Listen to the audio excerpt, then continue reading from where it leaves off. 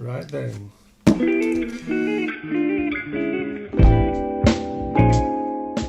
So, as a Star Wars fan, and I'm fairly certain a lot of you are, you'll probably recognise this. This is a Millennium Falcon. This is the Bandai 1/4/4 scale Millennium Falcon. Now this one, as you can see in the corner there, is the version from The Last Jedi. Not my favourite Star Wars film, I'll be honest with you, but the vehicle is the same vehicle that we saw in all the previous and subsequent films, so I'm okay with that.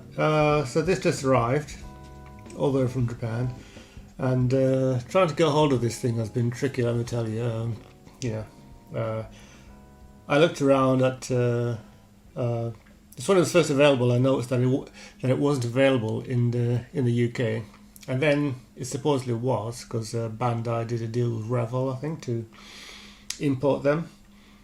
But then I had a look, and all the places that I tried to buy it from, all the shops in the UK, were all out of stock. Nobody seemed to have this kit in stock at all. Any Millennium Falcon, whether it be the original one from episode 4, 5, 6, or the ones from the new films. Except there is one version that is available, but that's the 1/72nd scale Gundam Perfect. The 1/72nd scale Perfect Grade by Bandai, and that is £300. So a bit above my pocket right now, but this cost me £50, or shade under £50. And when I finally was able to get it, I bought it once, but then waited 3 weeks and then got a message from the seller, again a Japanese seller on eBay, telling me that it's out of stock, and they refunded me my money, which was fine, but disappointing. Eventually, and I kept seeing it online on eBay, and it was always shops in Japan. A lot of them were asking 50, 60, as much as £100 for this scale kit, which was a lot of money in my. And eventually I saw this one at £49.80, post free, which was surprising. And I just said, right, buy it. And a couple of days later I got a message back, or the usual eBay message, saying that your item has been shipped. Due date 5th of June to 18th of June. Today's the 4th of June, so that was lucky. So yeah. Anyway, it finally arrived, and I am a happy bunny. So but enough of that talk. Let's have a look at what's inside the box. So before we dive into the box, let's take a look at what's outside the box. So on the front there, a very nice image of the vehicle. Not sure if this is a photograph of the model or a CGI rendition. Either way, fine with that. But on this side, images of the vehicle, so lots of reference images. Choose between two types of marking stickers, which are easy to put on, or water decals, it says there, for a more authentic look. So happy with that. Plaster model kit was made with various modelling techniques based through the review of actual materials from the films to reproduce its style and detail. So I noticed it's got the square rectangular dish. I'm hoping that as it's such a big box, there'll be a round one as well. Like they made basically a kit for both versions, but I'll be surprised. So anyway, some nice pictures there of it, reference images. You've also got two characters, Chewbacca and Rey. Right, this side has basically the same image you got on the cover. Yeah. On the back here, more reference images, which is ideal for getting some, finishing it. Also caution here, warning, choking hazard, blah blah blah, and sticker here, which is I see the shop that sold it. Barcode for the vehicle there if you want to check it out. And what else does it say? Anything important? For ages 15 and up. so you need to be over 15 to build it. You don't, but you're better off being that way. And same image on the other side. So anyway, let's rip open the plastic and dive in. What am I going to do with this? Find something sharp. There we go. Check everything's still recording.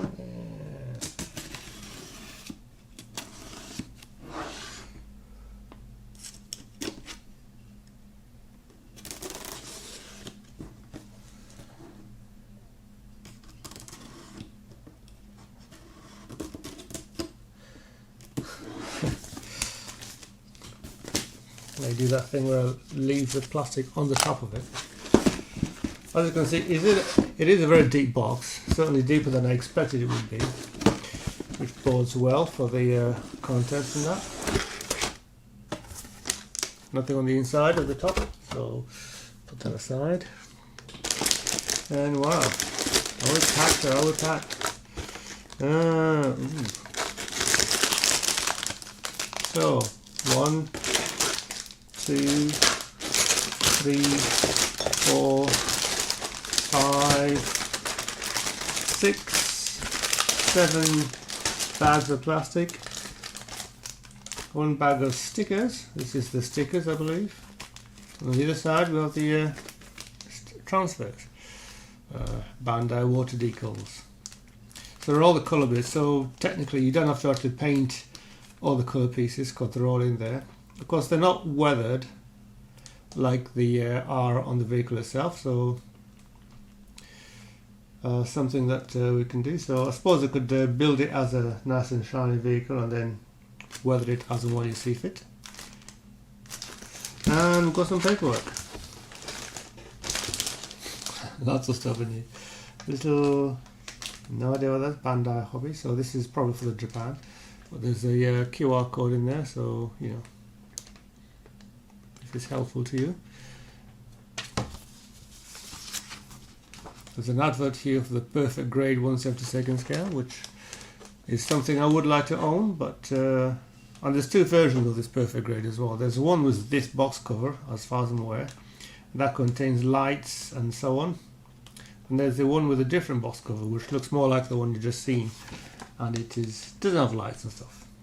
But either way, the cheapest one is over £250, so. Right, so we'll have a quick dive into the manual first. Let me make some space here. Just a moment, please.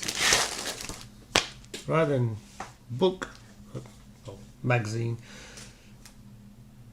instruction manual, full colour by Bandai, fairly cheap paper. You can't see it properly, can you? Let's get it to where that you can see it, and that's better. Star Wars 1/4/4 scale, plastic model kit, Millennium Falcon. Picture over there being shot at by TIE fighters. And okay then. So I'm not going to delve too long on the manual, but I'll just go through the basics. So first page has the sprue map of all the parts you expect to find in the kit, and here you've got advice on how to find the parts. They've got a number beside them, so that's helpful, and how to take them off a sprue. You need a nice cutter, as it were, to cut it parts, and then so on. Down here, not sure what this is all about. Choose a section to attach to the lighting unit from below. It is not possible to light up the rear engine, cockpit and boarding wrap all at the same time. We'll see about that. So anyway, now there is no lighting kit in this thing, but a lighting kit is available, and I shall be having a go at lighting it myself if I can find the thing I'm looking for. I can do that later. So, like a lot of aircraft, flying vehicles, you start off with the cockpit section, the cockpit tube, and so on. And the next step is the mandibles. and lots of bits to go inside it. This Bandai kit, like all Bandai kits I've come across, is a clip together kit. So the pieces are snapped together, and from my experience, they always fit together near perfectly. So perfectly, so tight that you can't tell. Sometimes you can't tell where the join is. If you do, certainly if you do properly, and they're very difficult to take apart as well. So make sure that you've got it together properly before you before you commit. So there's some small parts to put on the side of the mandible. So mandibles, check which one you're doing. It says there, check. check. So from the mandibles, we go onto the main body of the vehicle. Lots of plastic in here, all these tubes and things sticking out, which is basically one half of the mating path that allow the vehicle to connect to itself, or to connect to it, keep it together. Then here you got, I'll continue on with that part, and then down here, please choose to assemble the model in flight mode or landing mode. Right, so you've got a choice of, what does it say? Flight mode is produced by using the clear blue effect parts for the rear engine. By attaching the lighting units all separately, you can light up the rear engine. So you've got a choice of, or do you have a choice? Well, put the engine together there, and then this page here shows you the lighting unit for the vehicle, for the rear engines. So you got, so it does. So I'm assuming it comes with parts that allow you to put the LEDs in all the right places. As for the rear engine, because I've seen people putting the lighting unit in for this, but there's easier ways. I think there's a better way around it, so we'll see. Carry on with the underspace. So the battery, there's a battery pack, which is, by the way, lighting it so separately. And so this here, continuing with the underside of the vehicle, and lots of bits. So you've got the gun turrets down below, gun turrets above, and so on. Then you've got the engine parts. Clip these bits in. So the radiators that you fit at the top of the vehicle. So lots of more pieces to attach, lots of pieces to attach on top of the vehicle. So lots of greebles and greeblies to put to the vehicle. And so it goes. Anyway. And then on the last page, you put together the landing gear. That's assuming you're building it gear down. You got the option to do it in flight mode or landing mode. For flight mode, there's a nice little stand for it, which is poseable, allows you to pose the vehicle. So it'll be interesting. And then on the back, you got decals and stenciling. Anyway, so that's that. So it's all very interesting. So let's take a look at the plastic. Right then, so here we are with sprue A, and I'm not sure I want to take it out of the plastic because we've got some very fine parts in there which you can see through the plastic sleeving. I'm going to say very fine. Anyway, I'm going to take the chance.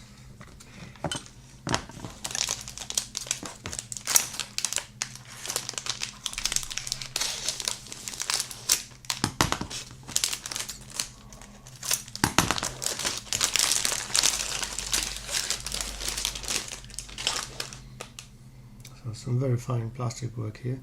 So you can see you've got the clear part there, which is the engine space, the engine exit nozzle, and then you've got some more clear parts here, which are the front canopy, which is totally clear, and the other bits are the gunwales.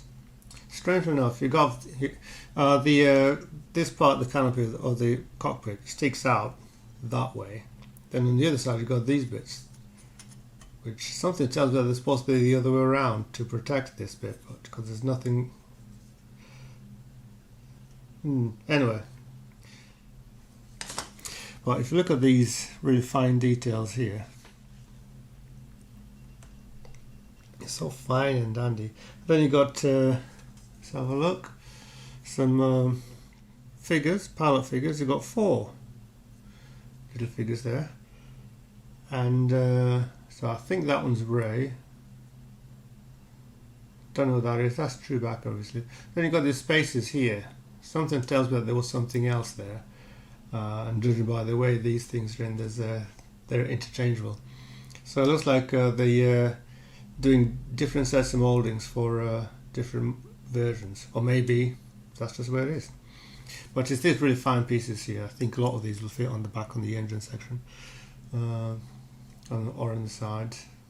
And this one's got a curve in it. The sprue has these fairly thick parts here to protect the tiny parts, so that's pretty neat. So anyway, that's sprue A. So next we have the top of the vehicle.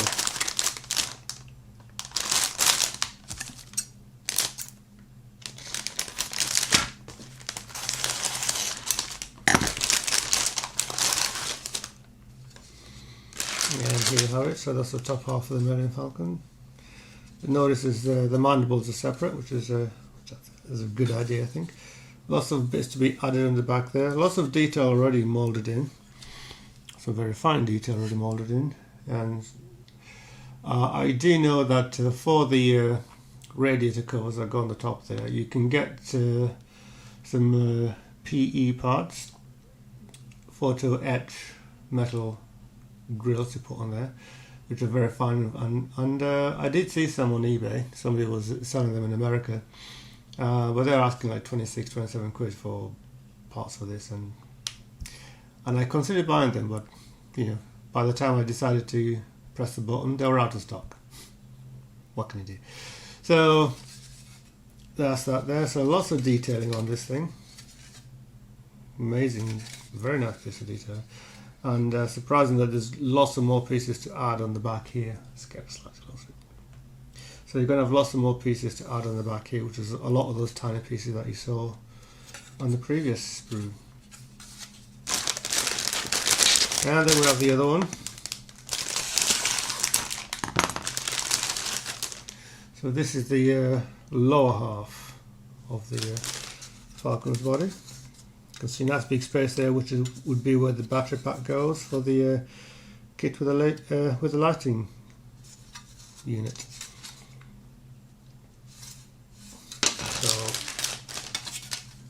So these two will fit together. So all these things fit together. I'm not going to. Already you can see the vehicle. Very impressive, very nice piece of moulding, lots of stuff inside here. Space there for the landing ramp, entry ramp.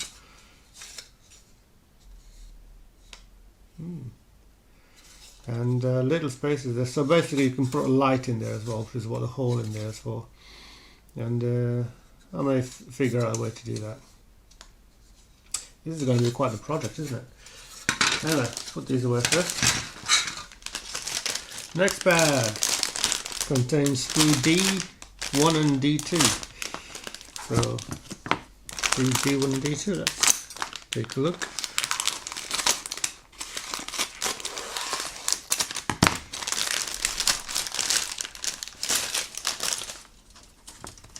So D1 has the mandibles. Straighten this out a bit. So D1 has the mandibles. So both which come in 2 halves, and some more bits there. These look like the landing gear. Main landing gear all come in 2 parts. So as you can see, they're really fine little pieces of tubing that come off the edges. So trying to figure out right now how to paint it, and I'll probably, as you can see there, some bits fit inside there, so I'll probably chuck in a bit of black on the inside first before I put it together. It's an idea. Sprue D2. It's got the bits that go inside the mandibles. Get you all in. So the bits that go inside the mandibles, the landing ramp, so that's the sides of the ramp. So you can have it either closed or open. So you can't have it both. It's not something that can be opened up. You have to have it either closed or open. So if it's closed, then I suspect this piece will be up in the top, or if it's open, then you've got to put these bits in together. Got the tube to the cockpit on the other half of the cockpit. Some cockpit pieces there as well, which is so that's the back end of the cockpit. Let's see if we can get some light in there. Again, pretty much goes without saying, but all these parts are very beautifully molded and very nicely detailed. Right then, so here we have sprues E2, E1 and E2, I'm guessing. Yeah. Let's dive in and see what they look like outside of the packaging.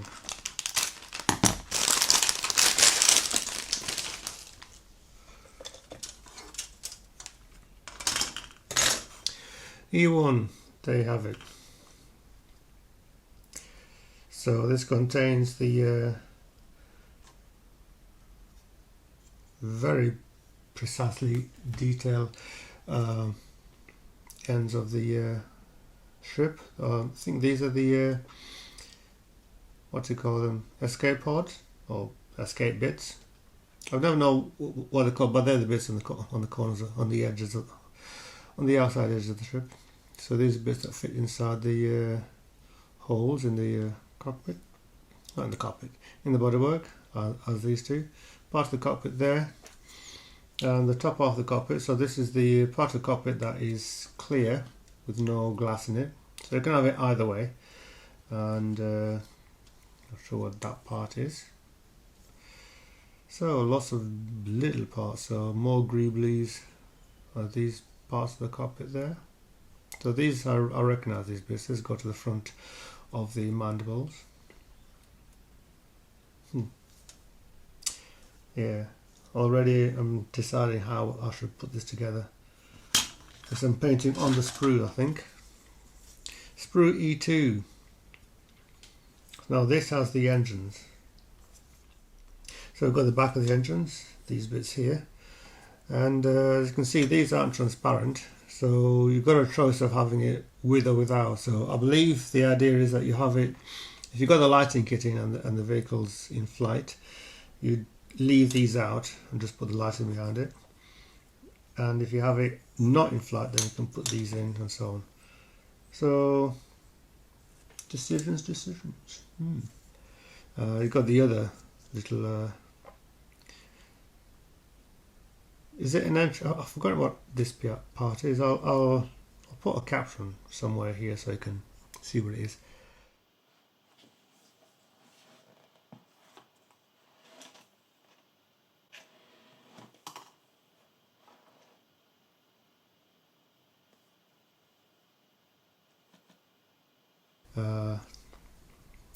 Side bits for the mandibles, side bits for the sides of the vehicle, cockpit seats, and no idea what that is. Again, the level of detail and so on in these parts is really quite immense. Yeah, I'll put these away and get on to the next part.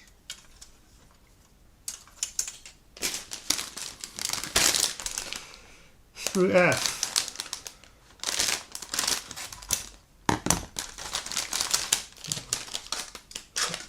Just remembered what this part is actually. Going back to sprue E, because I said I don't know what that is, and actually I do know what it is. It's the radar dish. So there isn't a round one here, at least I can't see one, unless there's one on that sprue. We'll see. I don't think there is. Pity. Anyway, sprue F. So sprue F contains some more little pieces. So parts of the engine there, so I think these are the bits, and there's continues onto here. So you've got the engine parts that you'd use for if the vehicle's in flight, which allow the light through. Sprue F, let's say F1. Actually they're the same, so the two sprue Fs. So, yes, they're the same.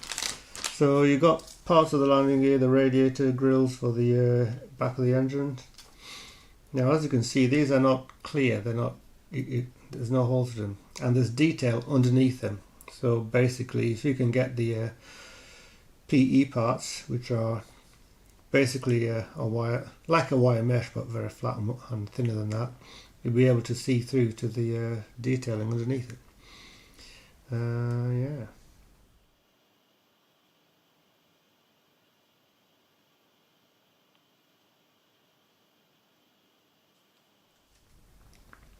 So must remember not to cut these little bits out here, because I believe they're part of the detailing to the vehicle.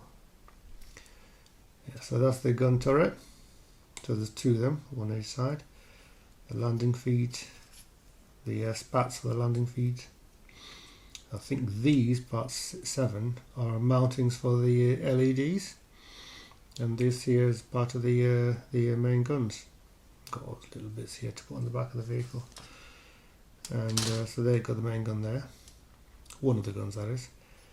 Yeah.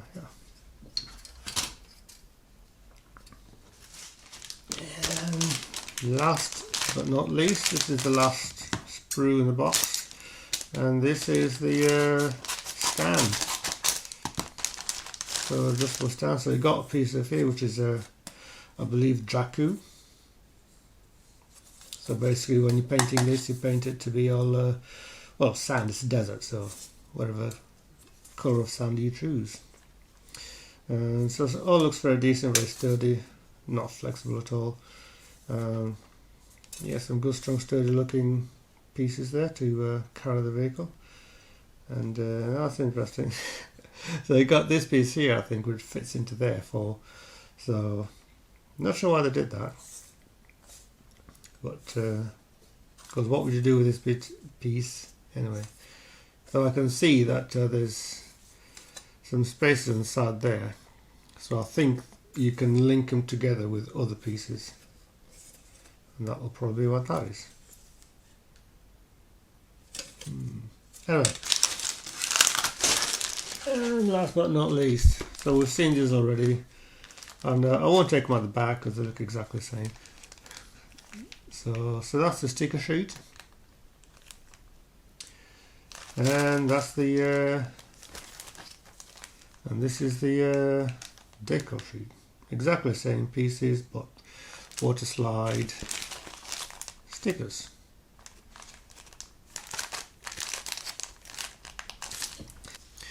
Well, that's it for that kit, and so those are all the pieces. Hopefully I'll be able to put it together. Well, I'm going to try to put it together sometime in the next couple of months. I'm going to do so. I'll probably make a video so that you can see that all together, just like I did for the tiny Falcon. Link below. So yeah, as for the lighting at the back, I'm thinking of using a strip of LEDs, such as the sort of thing that you can see. I've seen them on eBay a lot, and the strip that I got, which is like a reel, things about. It's a USB powered strip, so it's got a USB connector on one end, so you can plug it in and it just all lights up. It's the wrong color of white, but there is a clear blue thing, so that shouldn't be a problem. And they just, I think from what I've seen of the part there, they're probably just a tiny bit too wide to fit inside there, but not that wide that I'm sure we could make it fit. And as for the power supply, USB 5 volts, so we can either have a little internal USB connector, well, power supply, got one handy somewhere, hold on. So we could use like a little power bank such as this, which is something that I bought from the pound shop, so a whole pound for one of these, and they're not always brilliant, but for this job, you know, it'll be just right. There may not be enough room to get this inside there, but you can always put it in the stand. It'd be a simple case of just getting a little wire outside the strip. so that shouldn't be a problem. And or the other option would be to use 3 AA batteries or 3 AAA batteries inside the model itself. There's plenty of room. The little battery pack that goes in there should be big enough to fit it. Let's see what it says about it here. Does it mention what the batteries that go in it? There's no mention of the size of batteries, but judging by the size of the box, probably takes a couple of AA batteries. So that's the plan. I did buy it not on eBay, I didn't buy it online at all. I bought it in the shop, I bought it in the pound shop. I think it cost £2 in the pound store. So for £3 as a lighting unit, or even if I need to buy a separate battery case for AA batteries, it's still, less than £5 complete. And of course the ingenuity will come in actually getting it to fit inside the vehicle. So that would be the clever trick, the clever bit. So yeah, so that's the Millennium Falcon from Bandai. And if and when I get around to building this thing, there will be a video up.